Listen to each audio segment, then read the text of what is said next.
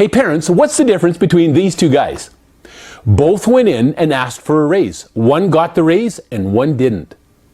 They both worked in the construction industry and both were very good at what they did. And they're about the similar age. So what was the difference? Now, if you give me 60 seconds, I'll show you the difference and I'll show you how your kids can ask for more money and actually get it. So we'll call the first guy Jeff. Jeff went in to see a supervisor.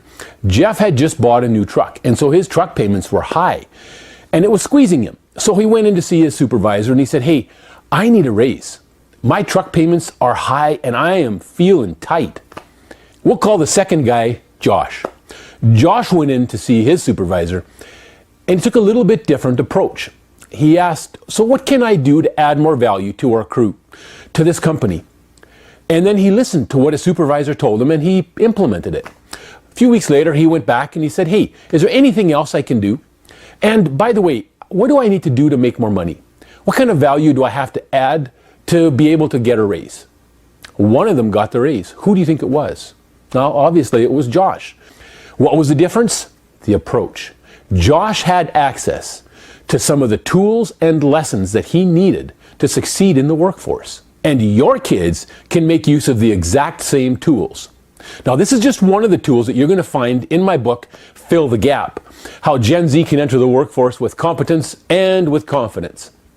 The book is jammed full of tools like this, of lessons that I've pulled literally from sitting down with over 1,000 supervisors, leaders, managers, foremen, co-workers, and other young employees, and I've asked them, what are the successful younger employees doing? These are their answers, and I've compiled them into a book so that you can put this book into the hands of your teens and young adults. Now, I can already hear some of you saying, but Todd, what about those bad employers? What about the people who you can work your butt off and do your best and add more value and they never give you more money? They keep pushing you and grinding you until you got nothing left.